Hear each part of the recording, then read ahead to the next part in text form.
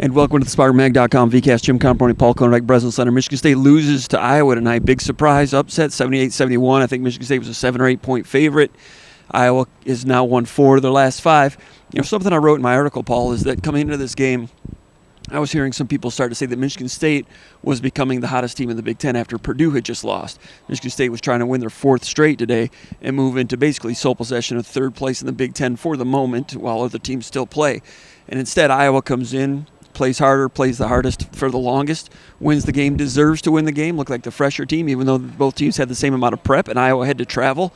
Iowa was the better team, and like you said, they're better than their record, but you look at it right now, they're only 1 game behind Michigan State in the Big Ten standings and an overall record. Iowa all of a sudden is 16-11, 8-8. Won 4 out of the last 5, and as of tonight, Iowa's hotter than Michigan State, better than Michigan State. Iowa playing pretty well. They don't have any superstars. They just handle their business, run their offense, get good shots and made shots. Today, Michigan State had some shots roll off the rim, and some other things went wrong, and we'll talk a little bit about big man rotation and other things where Michigan State stands going forward, Paul. They didn't lose this game tonight because of big man rotation.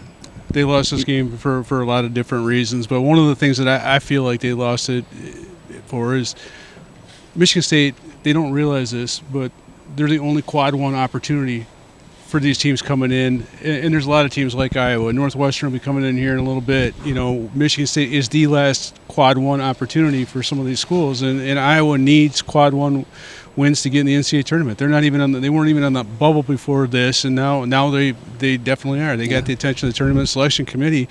But Michigan State's coming off an emotional win over Michigan. They come in here and I'm not saying that they rolled the balls out and that they didn't try, but Iowa definitely wanted this one. And they were Iowa was the more desperate team.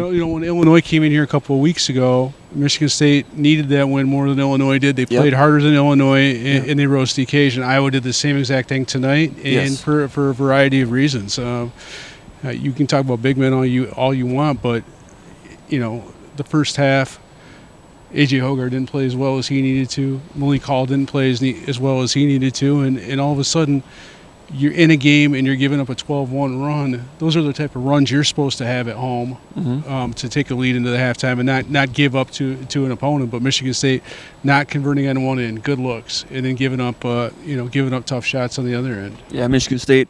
After Iowa went on that run late in the first half, Michigan State I think finished the first half like 4 of 15 on 2-pointers. And Michigan State, the irony is Michigan State shot really well from 3-point range in the first half throughout the whole game. 7 out of 14, 50%, and they lose by double figures. Meanwhile, Iowa was shooting 57% for a good portion of the game, ended up shooting 50% for the game. 57% for Iowa on offense. Whose fault is that?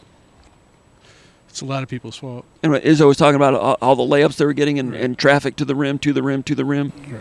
I mean, that's a big man problem partially, but it's also a guard problem because like you look at, like I wrote about in my 3 things to watch. Tony Perkins is a strong dude, and if you're not gonna have maximum energy, he's gonna Tyson Walker's gonna have a hard time with him a little bit because he can bully around. A.J. Hogarth, wasn't very good. Jaden Akins did not have a good defensive performance, and there was not a whole lot of rim protection in this game, but Iowa's got a lot of big dudes, and all those guys can score in multiple ways. I think that's the thing that people forget about Iowa. Michigan State was reactionary in this game. They wanted to avoid what happened in the last 90 seconds of the game last year at Iowa, where Iowa rallied from 13 points down with 1 minute and 34 and won 112 to 106 in overtime. They didn't want to have that 3-point barrage. They played out on the perimeter in this game, and Iowa beat them with what was available, and that's what Iowa does. They can score in multiple ways. Yeah, Izzo said he never would have dreamed that Michigan State would have needed to double-team the post. Like you said, guard switches a couple times were not good. I know, Michigan State had ran a new play and cut the lead to 70-65 with 2:31 left. That flat screen, when came up there, flat screen made the defense lean toward Tyson Walker and hit Hall on that bounce pass dunk. New wrinkle. This time of year, Michigan State usually has some new wrinkles in the last 6 minutes of a game. That was a very good one. And Michigan State had momentum with 2:30 to go, but Iowa goes back and they hit Michigan State with a wrinkle. A little backdoor cut, and they go right. They answer back 72-65. That was one of those plays where the guards didn't switch, and they didn't get the rotation as I was looking for. Jaden Akins missed some shots, but also Jaden Akins sat a little bit in this game. Played 29 minutes. There were a couple of stretches there in the second half when he didn't play. some defensive accountability creeping in, and that's been kind of something that's happened. They need to get that screwed in. They've been working on that for 3 years, and that continues to be a little bit of a loose screw there. Now, Izzo, I think the most interesting comment he said was that Matty Sissoko played 5 minutes. He said he struggled in there, missed a shot, took him out, but one thing he does well is he plays defense and he rebounds well, and took him out. Basically, Izzo said, I should have went back to him one more time. So Sissoko plays the fewest minutes he's played all year, 5 minutes. First half he played 2 minutes, had 2 fouls, sat for the last 18 minutes. Michigan State sits you if you have 2 fouls. Not a big surprise that he sat the whole time. Meanwhile, I posted during the in-game thread, I said, people complain about what Matty Sissoko isn't, but you play 18 minutes without him and you realize what you're missing in terms of defense. Second half goes out there, had a blitz counter break go through his hands and out of bounds, and I think missed a shot or something. And Izzo said, I should have went back to him. So Sissoko plays the fewest minutes that he's played all year. And I'm not a guy that's going to talk about who should have been in and who shouldn't be in. That's kind of really superficial stuff. But I guarantee Izzo's rethinking those things. And he said as much, I have to stop listening to people and do what I need to do or do what I want to do, which means going into defense and rebounding, which means Sissoko. He plays 5 minutes, the fewest of the season for him. Carson Cooper plays 12 minutes, ties for the fewest he's played all year, and he had 7 rebounds. Kohler played 19 minutes, and Kohler's active and he's coming around. But this was one of those games where Michigan State, if Michigan State had won, you would have been able to see that Michigan State was transitioning toward what they can become in March, with the possibility of Kohler playing more minutes like he did today and what he could give them. That metamorphosis was kind of taking place today, but the cocoon kind of caught fire there a little bit.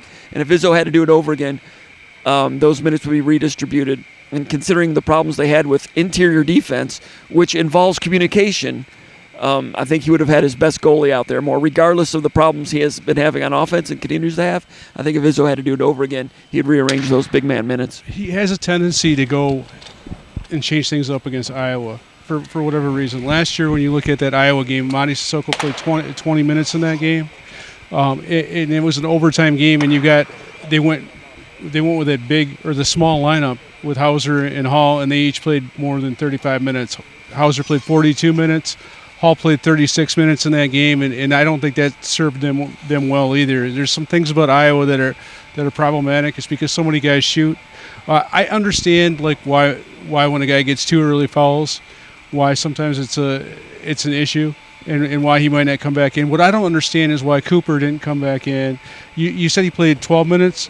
12 minutes. 12 minutes. So that was 9 minutes in the first half. There was 3 minutes in the second half. So that's my issue is, okay, I don't know what Cooper did exceptionally wrong in that first half. He played 9 minutes, had 7 rebounds. Okay, that's one of the things that he can do. I know that Kohler played with some strength. He didn't get bowled around out there, and that's a good thing. Mm-hmm. But in terms of being able to recover and use that length and move his feet, I mean, Cooper, in my opinion, gives you an opportunity to move around and kind of get some rim protection when things get sideways a little bit. I don't know why he played just 3 minutes. So, whereas Izzo's talking about Matty, I know that Kohler did some things. I know that, that he can score a little bit, and they want to get him his post scoring going.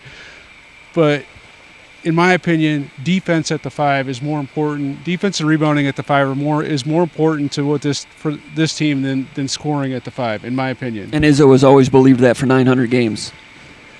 He's always believed that. Well, I think people are trying to talk him into that's the problem with his team, and it's not necessarily the problem with this team. I mean, it's something that you would like to have, but it's not the problem with the team. The problem with this team has always been that it doesn't rebound. And he said they need to rebound. And Izzo said he has to stop listening to people, which he didn't expand on that. I mean, but we talk about it all. Michigan State has been able to run as of late when they force turnovers. Okay, that gives you a false sense of security when you're not rebounding the ball, that you can get out there and run. Against a team like Iowa tonight that didn't turn the ball over, the only way you're going to get out there in that break is if you clear the defensive glass. And Michigan State, isn't a good rebounding team. Against a team that wasn't missing many shots in the first 30 minutes. Exactly. So, I mean, that's the thing. You've got to be able to rebound. If you want to run with consistency, you have to be able to rebound, and you can't rebound without Matty Sissoko. I hate to tell that to people, but he's the best rebounder in this team. He's the only guy capable of getting 10 rebounds in the game.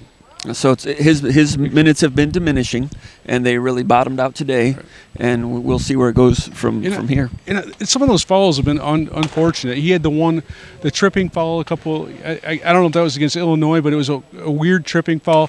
This one today was really odd. It was like, oh, Freeman's got 2 fouls, so we got to catch up and give Monty 2 fouls. It was really a really weird deal where it shouldn't have been a foul. I think what happened there, I think Sissoko fouled him on a push, and then like a second and a half later, there was like a loose ball, and then they called it on him. You're not supposed to do that as an official. He didn't foul on the one they called him on, but a second earlier he did foul. Right. So Michigan State, they had won 3 straight, won 8 of 10. But after a game like this, there's still a work in progress. They're still putting puzzle pieces together. Izzo says, you still have to look to see what's going to happen with the big man rotation and so forth. In terms of being in quicksand and being, he never used the word tired. He just said just kind of out of it. Or quicksand would be tired. Yeah. That's what he saw on his team tonight. Iowa, to their credit, had the same 2-day prep with travel, coming off overtime, also with an emotional game against a rival in Iowa. So all that was stacked evenly. You can't blame that on the schedule. You can look out at your team and say they just didn't have it tonight for whatever reason. It gets back to what you were saying earlier. One team was more desperate, and in this time of year, really all season in the Big Ten, how often does the more desperate team outplay the expectation? It happens quite a bit. Yeah, I mean, and Iowa was the desperate team today. They played that way. They needed to. There's no avenue for Iowa to get to the NCAA tournament without them winning this road game. I mean, there is none. So they had to do that, and they're feeling good about themselves. And I'm not sure Wisconsin was playing great basketball. They've lost 5 out of the last 6, but by beating Wisconsin the way that Iowa did, it gives them confidence. They beat a top 20 team, yes. and they had some things. They had some things going on. Michigan State did not have energy. Iowa took advantage of their opportunity. You could say, well, same situation. It's not. Psychologically, it's not the same situation. Iowa's got a great opportunity. Michigan State has to not lose this game. Iowa was the team that had to win, right, and they played like the team that had to win. Michigan State played like the team that would like to win. And they couldn't. Another way to say it is they didn't really handle success. Right. And on all those cliches that happen in sports. I don't know if it's success, but I think that's where leadership comes in. If you're Malik Hall, I asked Malik Hall afterwards, what do you need to do as a leader for this team to get this team ready for games like that? And he gave me the cliche answer. But the bottom line is, guys like him and AJ Hoggard have to play 40 strong minutes and set the tone. Malik Hall did not play well, or there was a lot of tipped rebounds that he could have got, he could have cleared. There were plays where he almost got an offensive board but didn't quite get it. There's 50-50 balls that he didn't get. Hoggard had plenty of downhill opportunities that he just flat out missed. A couple layups at the rim, and layups. Izzo lit into him at halftime, and he responded. He was the guy that he needed to be, playing with his shoulders square, finishing at the rim, distributing, but you can't do that this time of year for 20 minutes. You can't expect to beat a team this good that's playing for their tournament lives by playing 20 minutes. And Iowa's a system. It's not just the guys that you're playing. It's also the, I wrote in the 3 things to watch that Iowa's better than the sum of its parts are better than the individuals. That's the thing about Iowa. They have a system. They get in those seams. All those guys are skilled in some way. They do different things. Patrick McCaffrey, you look at him, and he's not that impressive, but he's a glue guy, and he does whatever it takes to win, whether it's making free throws. Last year was hitting 3-pointers, but today, he's slippery, and he made some big plays. And, but how you avoid something like this, Malik Hall and A.J. Hoggard have to set the tone. And Izzo's been saying that since October. Right. And the other guys can follow. Tyson Walker can only do so much. And Jaden Akins has got to hit open shots. He missed some shots tonight, and he hit some in the second half. And but when he's not hitting shots, he can't let that affect his defense. And that's another sign of fatigue, because he's been playing really good defense, regardless of whether he's been hitting shots or not. And when you're tired, when you're mentally tired, your personal flaws come to the forefront, and we saw a lot of guys' personal flaws come to the forefront today. That's right. A lot of recurring flaws. And Izzo said something along the lines of, maybe the mental fatigue was more than I realized. What did he say? Something like that along those lines. So that's part of it. Iowa fought through it, had to win. They fought through all those ghosts and everything. In terms of offense, Michigan State shoots 45% from the field, which is pretty good, 50% from three, which is outstanding. To go 7 out of 14 from deep and lose by 10, it was the defensive end where that quicksand took place. But you also and the missed layups. You also have to execute. When you play Iowa, you have to be 55%. A lot of times when you play them, you've got to be because shoot 55%. Yeah, dude, that doesn't happen very often in the Big Ten. 55%. It does against Iowa. When you play Iowa, you've got to shoot around 50%, and you've got to make. And if Michigan State had converted their opportunities, they would have shot well over 50%. A couple layups here and there. A couple shots roll. 5 layups, 5 easy. 5 layups, and there's point blank ones. Make some free throws. They're traffic layups. They're high speed traffic. They're layups. They're not like a rim protection team. You don't have a center in there, and a lot of them weren't. A lot of that stuff's self-inflicted. Mm-hmm. And a lot of these turnover or these upsets that you see, like when I went back and watched Northwestern beat Purdue has weeks ago, but Purdue had some shots just roll off the rim. Sometimes that's an ingredient. Michigan State had 2 or 3 or 4 shots just roll off the rim, execute, get inside, just roll off the rim. Iowa's shots were going down. And they went at it pretty hard. The other thing that Iowa, like I said, they took care of the basketball. They had a couple transition points where, they beat Michigan State. Yeah. And Iowa does do some transition stuff. You can't let them beat you at your own game. But one of those was right after Hall sent that entry pass into to Cooper, I think it was, and it was intercepted. Down the other end layup. That was at a key juncture in the game. Right, and that really fueled that 12-1 run. And there was another play where Hall drove in, in the last 7 minutes, got into the paint, passed it to Cooper, it went through his hands and out of bounds, and Hall just kind of grabbed his own face, grabbed his head, knew that he made the poor decision on that. It's KYP, know your personnel. Right. You dish it to Cooper. Cooper doesn't have the greatest hands. Is he going to finish it? It wasn't a good pass, though. It wasn't even close to him. If that's on an angle, that's like straight down the lane. That's I don't care how good his hands are. That's a deal where Malik Hall needs to finish it. That's his bucket. And that was that was the first possession after Michigan State had cut it to 5. Then they go down and run that play where Akins makes a mistake. Very next play, Michigan State's on offense. That's when that happens. You're talking a minute and 40 to go to pass it to Cooper in that situation. Malik Hall, he's the guy. He'll look at it on film, and he drew a defender. He'll probably look at it and say, fake a pass and go up strong. We'd rather lose with Malik Hall going strong to the rim than that pass. He's going to he's doing what he can. He wants to be unselfish. He's a good kid, but he's going to get fouled or he's going to make the shot. Yeah. And that was basically the last real possession that Michigan State had. After that, Iowa scored again. Then it was just foul. That was their last possession that they had when Malik Hall's passing it to Cooper on that one. Now the other one that was intercepted, I think that one was to Cooper also. And Cooper had the one play where he got it in down low and missed that hook shot, airballed that hook shot with about 5 or 6 minutes to go, I think it was. And he came out, and Izzo told him, and that what Izzo was telling him. We want you to get it back out. You don't have to shoot it when you get it in there, but getting it inside. This team is. Some of these guys. Cooper's a sophomore. He's been playing a lot, so he's becoming a veteran. But he needs to know that, late in a game like that, even though he's been working on his post skills and they want him to have confidence in that, not at that juncture in a game. Right. Usually they'll script that early in the game, early in the second half.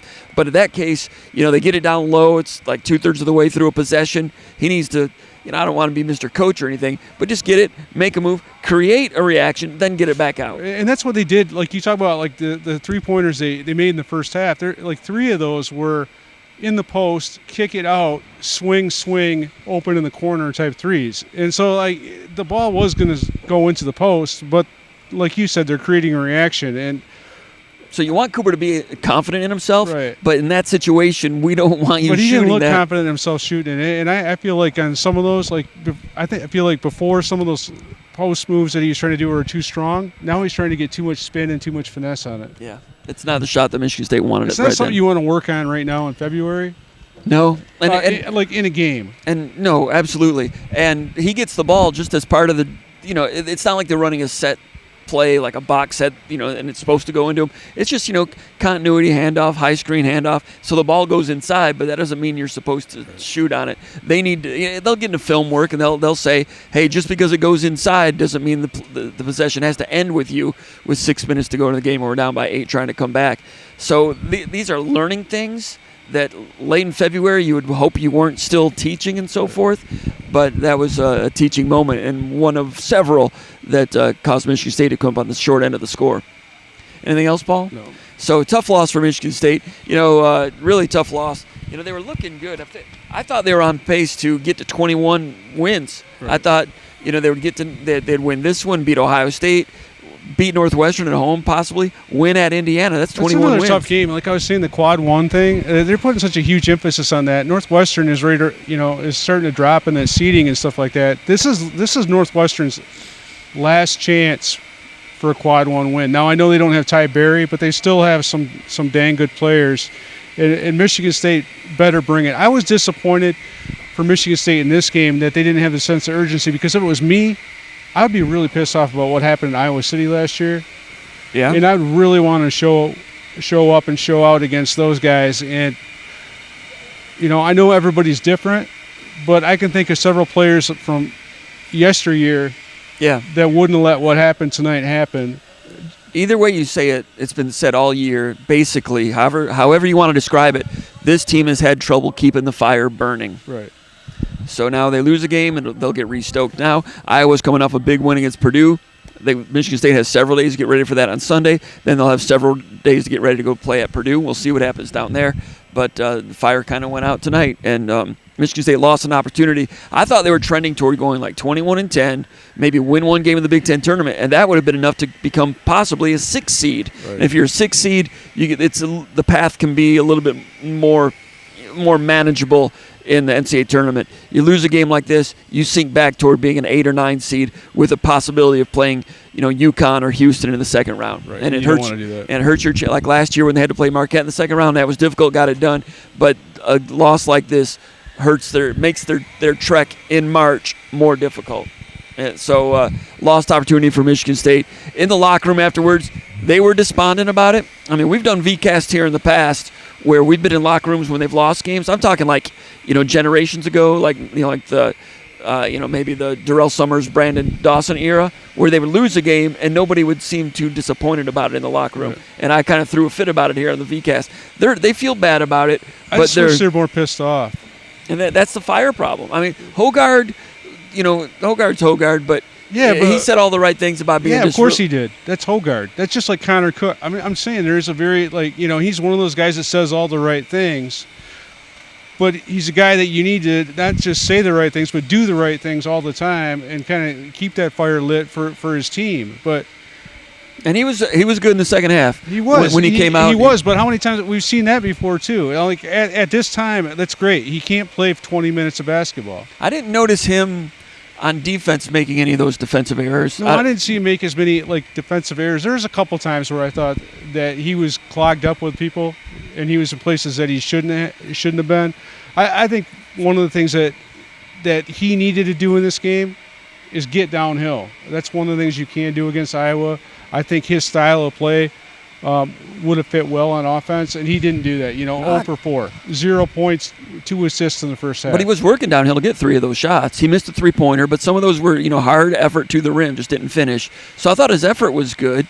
But the thing that might have been lacking is that collective leadership that they needed. And the body language is bad too. I think a couple of times in this game, there's a couple of times in this game where I felt like Iowa got two quick buckets in response. Like Michigan State's cutting into it, 2 quick buckets. Someone doesn't like a foul call, and then they're feeling sorry for themselves or complaining to the refs. And meanwhile, Iowa's going and scoring. And that crap can't happen this time of year. And like you said, that's an attitude thing. That's a body language thing. And that's a problem with AJ. And that's something with Iowa. They're good on offense, and if you leave the door open a little bit, they're scoring on you. The number 2 in the Big Ten in scoring offense. They made that happen today. Michigan State, when they made their comeback in the second half, Hogard did some really good things at the middle stages of the second half. Drove baseline for a real nice one. Got a counter break, layup, pushing it hard. Got that one. And then when they were playing their zone. Swung the ball over to him, and there was an open gap that he drove in for a contested layup. And another time in the zone, he flashed to the mid-post, shot fake, goes in, and scored at the rim. So he was downhill there in the second half and scored 4 field goals during that run when Michigan State cut it back to 6 or 7 points. And I thought Michigan State was starting to do better against that zone defense. So Iowa went man-to-man the rest of the way. Right. But Iowa did enough. They're not a great defensive team, but they played some zone, extended the zone, and then played, some of that token three-quarter zone press, which just melts your shot clock. Michigan State didn't turn it over against the press, but it reduces shot clock. Right. Enough of things here and there to make Michigan State, to get them out of rhythm a little bit, just here and there. And it was a well-coached game by Iowa, and they were a desperate team. To their credit, they got it done. Yep. Anything else, Paul? No. For Paul Konyndyk, my name is Jim Comparoni. We'll be covering it for the rest of the week with a big game coming up against Ohio State. For Paul Konyndyk, my name is Jim Comparoni. Been watching the VCast from the Breslin Center with the Spartans for SpartanMag.com.